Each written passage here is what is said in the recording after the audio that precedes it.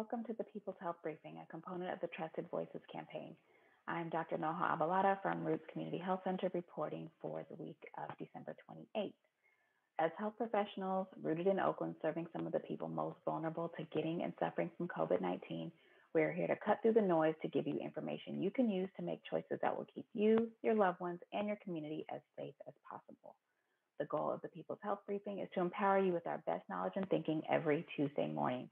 Please submit your comments in the chat by direct message or by email to admin@rootsclinic.org. Now, we know that even though this pandemic is worldwide, the effects are very different depending on where you are. So we are here to give you up-to-date information about Alameda County and Oakland and East Oakland in particular. Alameda County now has 48,908 cases and 625 COVID deaths. These numbers continue increasing, and our East Oakland zip codes of 94601, 94621, and 94603 continue to have the highest positivity rates in the entire county. Now, let's take a look at hospitalizations, which are even more worrisome. Hospitalizations just continue to increase, and this line keeps going straight up like never before. As of Monday, December 28th, we had 412 COVID patients in the hospital. We have not seen this many COVID hospitalizations in Alameda County ever. And this is my fourth week in a row saying the exact same thing because the number just keeps on climbing and outdoing itself every time. Remember, our previous peak was in July at 213, and now we have passed that by almost 200 people and are now at an all-time high of 412 individuals with COVID in the hospital. When will it peak and start to come back down? We really do not know, but this is a particularly worrisome point in the pandemic. We have received a lot of questions about the vaccine, and we expect that those will keep coming and new information will keep coming, new vaccines will be approved and become available. So this is a topic that we will continue updating as we go. Now, in the absence of a vaccine, we know that the best tools we have to combat COVID-19 are to shelter at home, and if you must go out, mask and distance. If you do get exposed or get symptoms, isolate, test, isolate some more, and contact trace. But let's face it, this has not been enough. The numbers keep climbing. Our hospitals are becoming overwhelmed. I don't know how much longer our healthcare warriors, especially those in the hospitals and ICUs, can continue on at this rate. And I hate to say this, but it's truly getting harder to see a way out of this pandemic aside from the vaccine. And I have to tell you that I hate to say this because I have been hopeful at different times during this pandemic that something else would spell the end of the crisis. Somewhere back in March or April, I remember hoping it would just burn itself out like SARS did. But the way it's behaved, the sheer volume of infections and illness we are seeing, the fact that something we hadn't even heard of a year ago is now the third leading cause of death in the United States. And now the fact that we're 10 months in and we are facing hospitalization rates that are higher than they've ever been, these are all very discouraging signs. The other problem is how unpredictable this virus is. It can affect anyone. It can affect almost every organ system in the body. It can kill people we think should have just a mild illness. And it can have long-term effects like neurologic issues, memory loss, heart problems, breathing problems, and who knows what else, and who knows for how long these effects will last. We are concerned about a burden of disability and chronic illness that will remain in our community even after this is eradicated. So it really does behoove all of us to weigh this situation out very seriously, learn as much as we can about how we can get out of this pandemic, and understand that vaccines are one of the tools in our arsenal. So we need as much information as we can possibly get our hands on to make the best decisions that we can for ourselves, our family, and our community. And our purpose here is not to convince anyone to do anything, but to keep you updated on what we know and to pose the questions about what we don't know so that we can all make our best decisions. So first, I'm going to talk briefly just on basics of how the vaccine works. Vaccines basically all work by getting our bodies to make antibodies to protect us for if and when the real infection gets into our bodies. In the case of COVID-19, all of the vaccines, and there are more than a couple of dozen of them, work by making our bodies produce antibodies that attack the surface of the COVID-19 virus, specifically the spike protein. And I know we are all familiar with the spike protein in this picture of SARS-CoV-2, which causes COVID-19. Now, to get our bodies to make antibodies, a lot of the vaccines were accustomed to use a weakened or inactivated version of the virus, and that gets injected into our bodies. And several of the COVID vaccine candidates that are under review will be using that kind of a platform. But the two vaccines that are approved in the United States currently are different. They do not use any actual COVID-19. They use mRNA or messenger RNA that is a code. Now, our bodies already have mRNA in them. And if you took biology, you might even remember the three different kinds of RNA: messenger RNA, transfer RNA, and ribosomal RNA. So we've known about mRNA for a long time, at least since the 1960s. mRNA is not new and it's not foreign. mRNA from the vaccine is designed to go into our cells to give instructions on how to make the spike protein, or at least part of the spike protein, and then the message gets quickly destroyed. So the mRNA vaccines are basically a temporary message with the sequence needed to give our bodies instructions to make the spike protein, or even a part of the spike protein, that will then trigger our bodies to make antibodies against it. The best comparison I've heard so far is that you can think of it like a Snapchat, a temporary message to your cells on how to make the protein, and then it quickly disappears.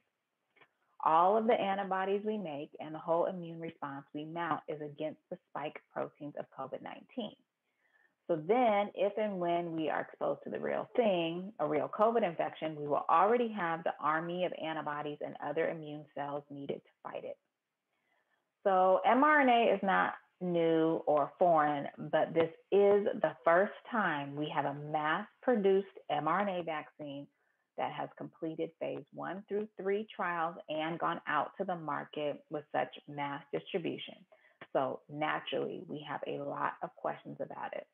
And the first question was really, how did this happen so quickly? And did any corners get cut in the process? This is a very legitimate question. Vaccine development normally takes years or even decades, so what gives? So there are a number of things that contribute to the speed of getting this vaccine out. One thing to note is that we had already learned a lot from SARS from back in 2002 and the MERS outbreak from 2012. SARS and MERS are related coronaviruses, and we already knew that immunity to those viruses was related to that spike protein. And we quickly figured out that this was going to be the case with COVID-19 as well. So we got a pretty good head start in that sense. We knew less than a month in that regardless of what platform was going to be used for a vaccine, whether it was going to be the weakened type or a vector type or a killed or inactivated type or an mRNA type, we knew that it had to be against the spike protein. And as I mentioned, all of the candidates so far are indeed focused on that spike protein. Another thing that gave us a head start is that the entire COVID-19 genome was completely mapped out by mid-January. In COVID time, information is getting out very quickly into the scientific community just because worldwide we are all grappling with the same situation. This is unusual. We are all investing in the same situation, and we are all sharing scientific data on this same situation. So even though this thing only started in December of 2019, by January of 2020, we knew the entire gene sequence of the virus, and we knew which part of the virus to focus on, the spike. So both of those things gave us a nice head start. Now, as we know, there are almost 30 vaccine candidates, but only 2 are approved, and they are both the new type, the mRNA type. So what's going on with that? How did the mRNA vaccines get out so far ahead of the others? A few things. The science of using mRNA actually goes back about 30 years. There have been several applications, including research on vaccines for Ebola, MERS, HIV, and others.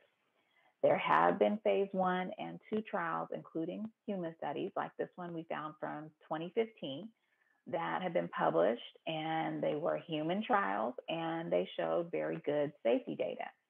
Now, these were small studies, and we never got to use them on a large scale. Thank goodness we have not needed them on a large scale. We've never dealt with such a scale as we're dealing with now with COVID-19. So these were very different from our current situation. One thing to know about the mRNA vaccines, though, is that once you have the platform for making an mRNA vaccine, now you have the platform to make any mRNA vaccine. All you have to do is change the sequence to your new target. So the Pfizer and Moderna mRNA vaccines are basically using a platform that was already ready to go once we had the gene sequence for COVID-19. So basically like a plug and play situation. And for a similar reason, mRNA is also fast to manufacture. It's synthetic. They don't have to fuss with killing or deactivating an actual virus. They are just mass producing these protein sequences. And also for a similar reason, mRNA goes through certain parts of the approval process faster than other vaccines. Why? Because the FDA actually has to approve the manufacturing process, which is a lot of unique steps for each unique virus when you are doing an inactivated or a weakened or a vectored vaccine. Each one is going to be different.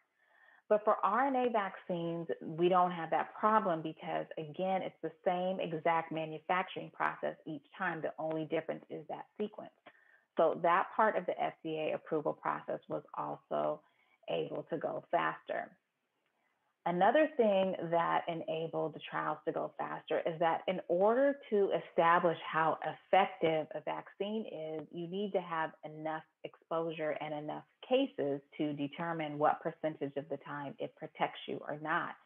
And in a lot of the other viruses that I mentioned earlier, we just simply did not have many cases at all. And it would sometimes take decades just to have enough natural exposure to be able to determine how effective the vaccine is. And again, with COVID, we've never seen this kind of volume. There is just no shortage of people getting exposed to COVID-19. So that part also went faster. And the last reason we found, which is a huge reason, is the money. Let's face it, there has been a lot of money poured into this endeavor to allow the pharmaceutical companies to just go full steam ahead, which they would never otherwise do. Pharmaceutical companies have never been so motivated to make a vaccine ever, and the government really helped by taking away the risk for the companies. In fact, the drug companies were able to manufacture the vaccine before it was approved because of this. Now, that is pretty much unheard of. Imagine if you're a business owner and you make a product. It's the difference between you putting in all your own money to make a product that you aren't even sure is going to sell versus you have pre-orders and even guarantees that you will be compensated for your efforts.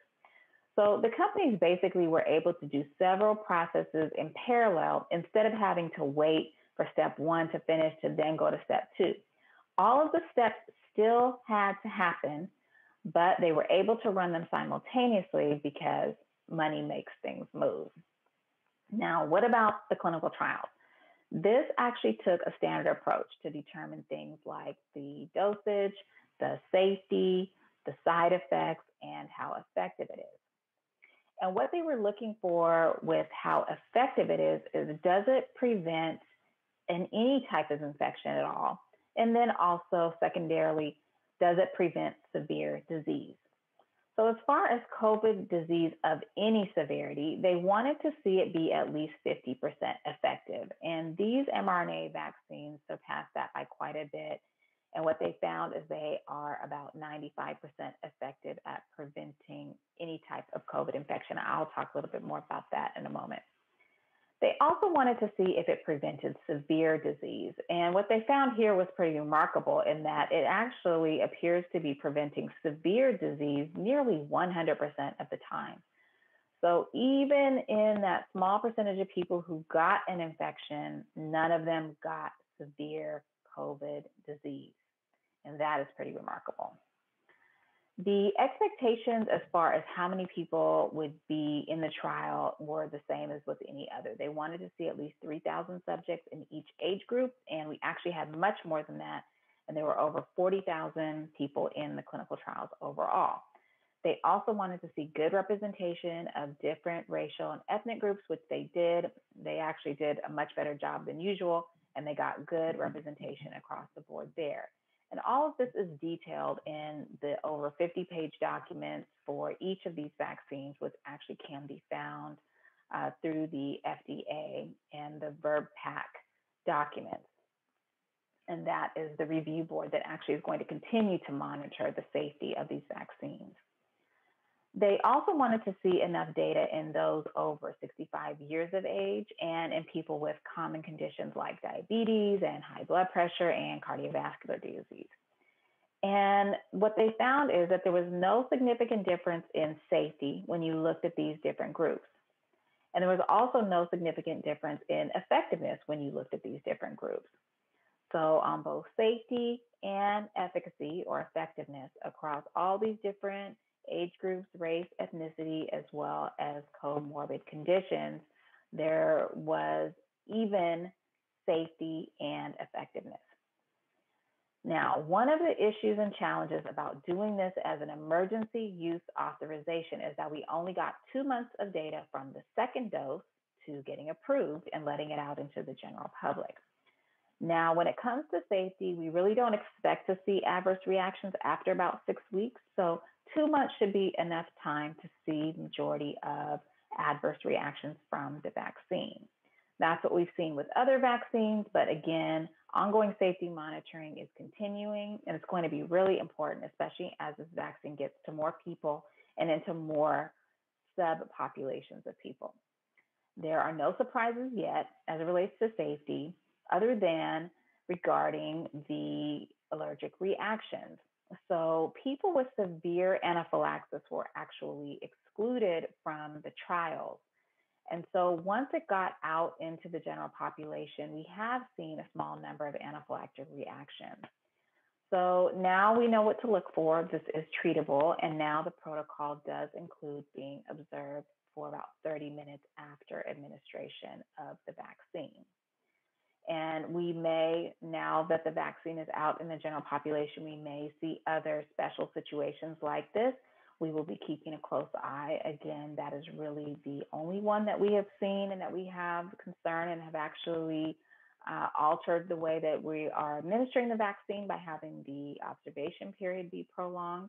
But this is something we're going to have to continue to keep an eye on. But as it relates to how effective it is, I gotta say, we really do need to pay close attention here. I feel a little funny saying it's 95% effective when we can really only say for sure that that's the case for 2 months. It is looking like it will be significantly longer than 2 months, but how much longer? 9 months, 12 months, 12 years? We really don't know. We have vaccines that run the gamut from being good for only a year to being good for a decade or more. So we just don't know this yet about these vaccines, but we will only know that with more time. So it is possible that we'll need boosters in the future, but hopefully by then we'll have gotten things under much better control and it won't be such a major task to try to deal with the issue of decreasing immunity over time.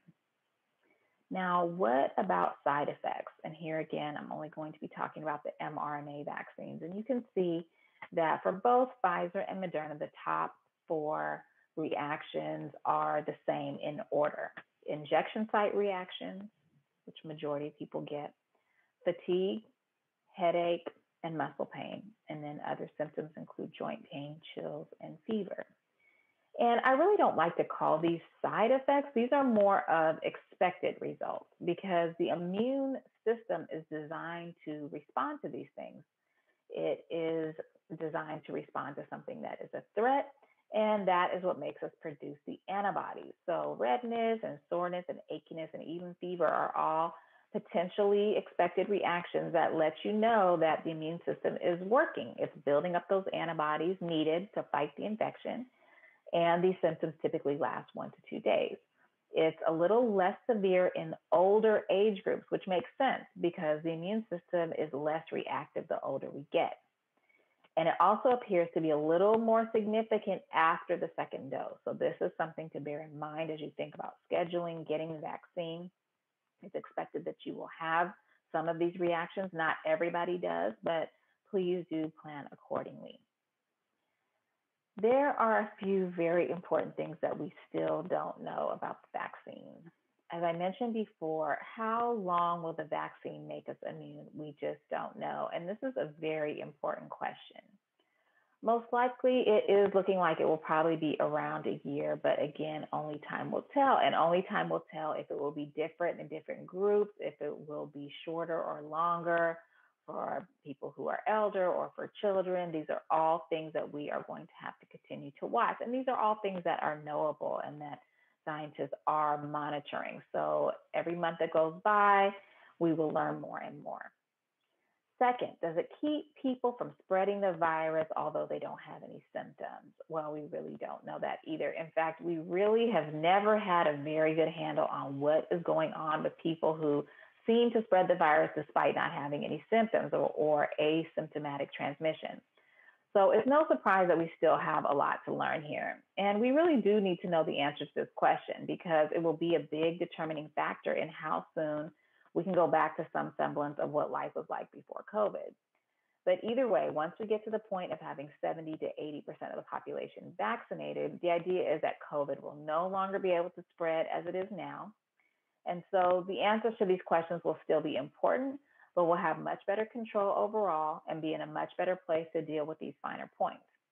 In the meantime, with this remaining amount of unknowns, you'll still need to mask and distance, vaccine or no vaccine. However, know that if you have had the vaccine, the chances of you getting COVID are much reduced, and your chances of getting severe COVID or dying from COVID appear to be almost eliminated. Lastly, we currently do not have enough information to really evaluate how effective or how safe the vaccine is in a few subpopulations, and those are children under 18, those with immune compromise like HIV, AIDS, or sickle cell, those who are pregnant, and those who are breastfeeding. Now that the vaccine is in the general population and people in these categories are choosing to receive the vaccine, we will surely have more data soon.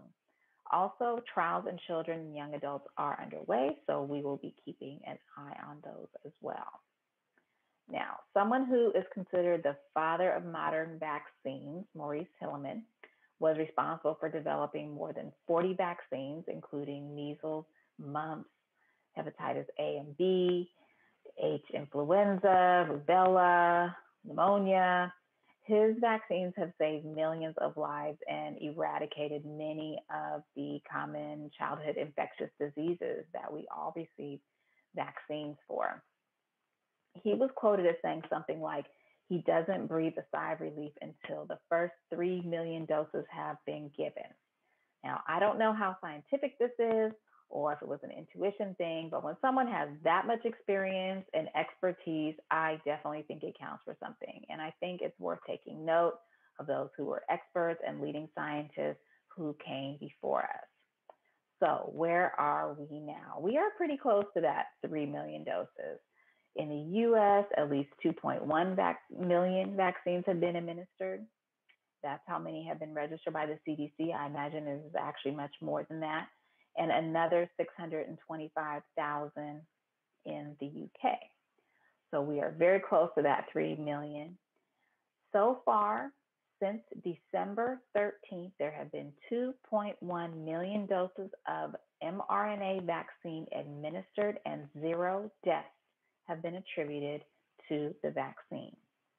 On the other hand, in the same time period, since December 13th, there have been over 35,000 deaths from COVID-19 in the United States, and hundreds of thousands more who will likely suffer long-term impacts of the virus.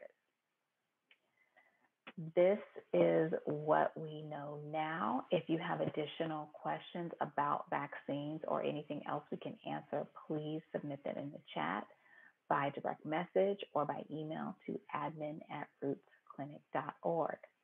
Until then, please shelter indoors as much as you can whenever you can, but only with members of your household. Don't share your air.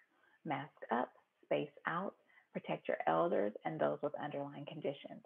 If you think you were exposed, don't go to work, don't gather, isolate yourself, get tested in 5 to 8 days, and continue to isolate yourself until you get your results. Take a multivitamin supplement and consider additional vitamin D supplementation up to 2,000 international units per day. Check with your doctor if you're pregnant, nursing, or on chronic medications. That concludes today's People's Health Briefing. Thank you for joining us. Please tune in next Tuesday at 10 a.m. See you then.